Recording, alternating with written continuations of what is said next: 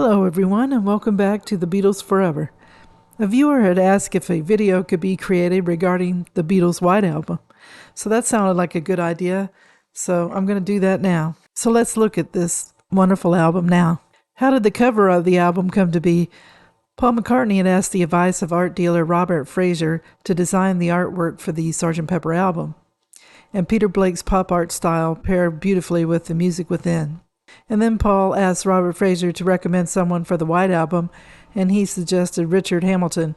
He was the leader of the pop movement. And Hamilton wanted to do the opposite of the Sgt. Pepper album. And his idea was to have the Beatles' name on the front and a white background.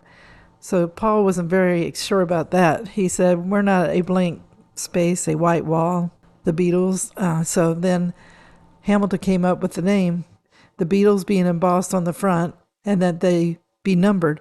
And then Paul liked the idea, so the cover ended up being an example of modern art. So what was going on? So this was the Beatles' first double album, and George Martin thought it should have just been one album. He said, I thought we probably should have made a very, very good single album rather than a double, but they insisted.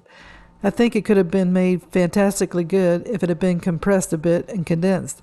A lot of people I know think it's still the best album they made. I later learned that by recording all those songs, they were getting rid of their contract with EMI more quickly. So that's from George Martin Anthology. Ringo had the same thoughts as George Martin.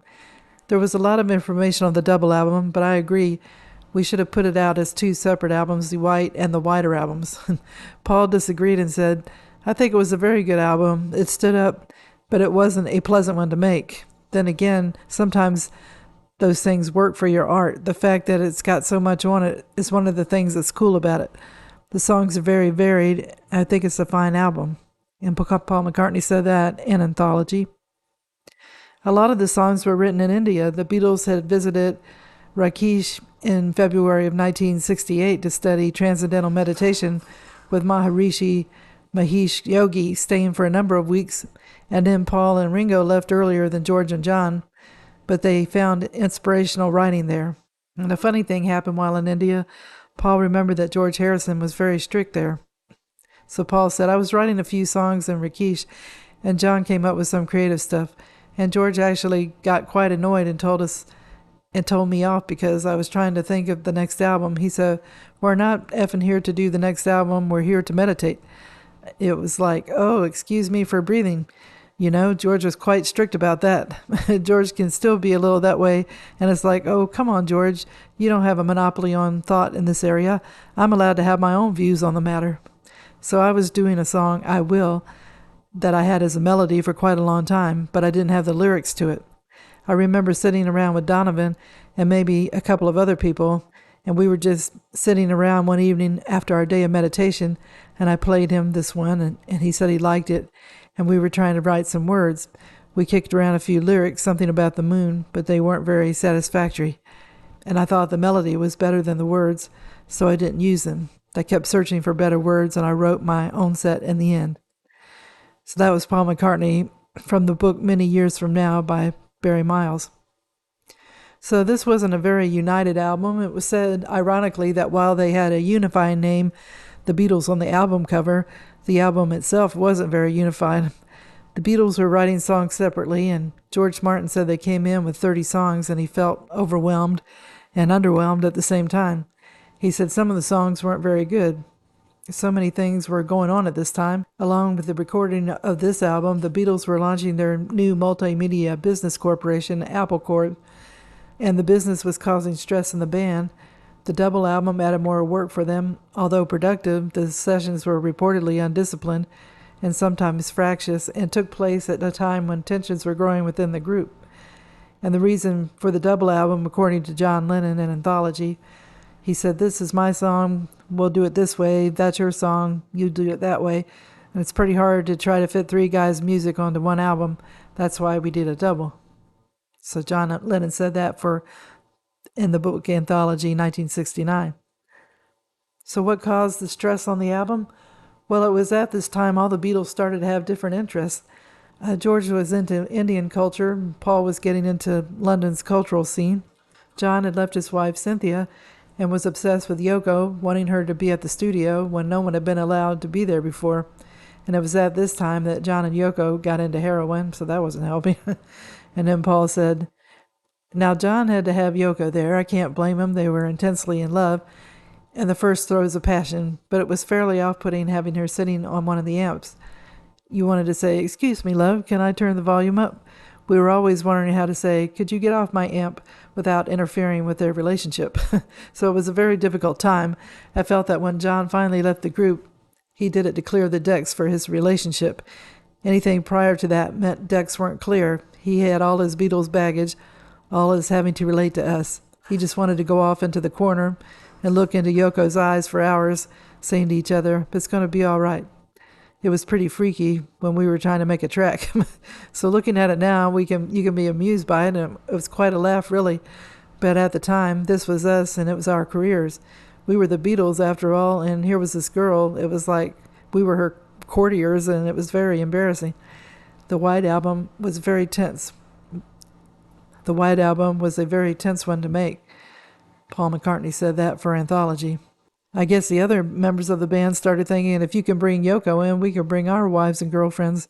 So McCartney's girlfriend at the time, Francie Swartz, was also present for some of the sessions, as were the other two Beatle wives, Patty Harrison and Maureen Starkey. So it was at this time that George Martin began to drift away. There was disagreements during the sessions, and before George Martin would be at the helm to smooth things out. At this point, he was very much in demand by other recording artists, and he suddenly decided to take a vacation at the spur of the moment. Also, George Martin said that they would usually make the record in one studio, but at this time they had 3 different studios, so George had to have his assistant, Chris Thomas, help out. And then George Martin said he felt that made Chris into a good producer. So this is at this point that the cracks start. Things must have been rough because on July the 16th, the group's engineer, Jeff Emmerich, who had been playing the key role in developing the Beatles recordings since Revolver, quit the sessions, announcing he was no longer willing to work with the group. He had overheard George Martin criticizing McCartney's vocal performance while recording Obla Di Obla Da, to which McCartney replied, well, you come down and sing it. And he didn't like him saying that to George Martin, so that's why he walked out. So with no one taking control in the studio, things started to drift into different directions.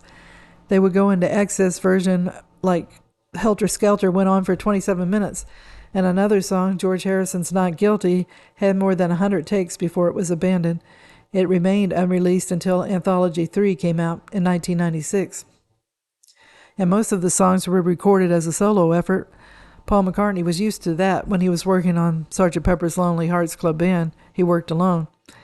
And George Harrison remembered, I remember having 3 studios operating at the same time. Paul was doing overdubs in one, John was in another, and I was recording some horns or something in a third. Maybe it was because EMI had a set release date and time was running out. George Harrison said that for Anthology. And then, on August 22nd, Ringo left the band for a short period of time. He said he left because he felt he wasn't playing well. He thought the other 3 were happy, and he was an outsider. And then later, Ringo realized that all the Beatles were feeling like outsiders. Ringo got a message from the group saying he was the best drummer and to come back. And when he did, George had flowers put on his drums, so I think that was nice of him. And then they all went to a room together to work on the album. In his absence, McCartney played the drums on Dear Prudence and for Back in the USSR. And the 3 remaining Beatles each made contributions on bass and drums, and the drum part is a composite of Lennon, McCartney, and Harrison playing. There was an interview that John Lennon did just before he died. He said he would have liked to have worked with Paul on the song, Why Don't We Do It in the Road? He said, that's Paul. He's even recorded by himself in another room. That's how it was getting in those days. We came in and he made the whole record. Him drumming, him playing the piano, him singing. But he couldn't make the break from the Beatles. I don't know what it was, I enjoy the track. Still, I can't speak for George. But I was always hurt when Paul would knock something off without involving us. But that's just the way it was then. John Lennon said that in 1980 for All We Are Saying by David Sheff. When it was released, the White Album was released the 22nd of November, 1968 in the United Kingdom. On December 1st, 1968, the album had its UK chart debut at number 1, becoming their 3rd album to do so after Help and Revolver. In total, the album spent 24 weeks on the UK charts before dropping out. In the United States, the White Album was released on the 25th of November, 1968. Its chart debut was at number 11, and then it reached number 2 before finally topping the charts on the third week of release. It spent 9 weeks in the top spot with a total of 155 weeks on the Billboard 200. So there was so many songs to like on the album, and there was so many styles going on: folk, British blues, ska, music hall, proto-metal, and avant-garde. The Beatles weren't looking to surpass Sgt. Pepper, according to George Harrison, and perhaps the album brought them back together after initial splits during their sessions, because George stated, after Sgt. Pepper, the new album felt more like a band recording together. There were a lot of tracks where we just played live, and then there were a lot of tracks that we had recorded and that would just need finishing together. And there was also a lot of more individual stuff, and for the first time, people were accepting that it was individual. So the Beatles were drifting apart, but they still managed to create great songs and albums that have stood the test of time. For that, we can all be thankful. And I hope everybody's been having a good day. And I also hope that you enjoy the video. If you did, if you could give it a thumbs up, it would be greatly appreciated. Tune in again soon for another episode of the Beatles Forever. Thank you.